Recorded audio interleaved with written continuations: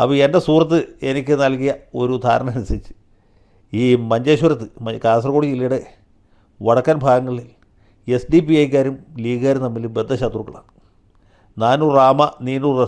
നീനു റാവണ നമ്മൾ തമ്മിൽ ബദ്ധ വൈരികളാണ്, പിന്നെ തെറിയാണ്. ഞാനിപ്പോൾ ആ ഭാഗം പറയുന്നില്ല എന്ന് യക്ഷഗാനത്തിലൊരു ഡയലോഗുണ്ട്.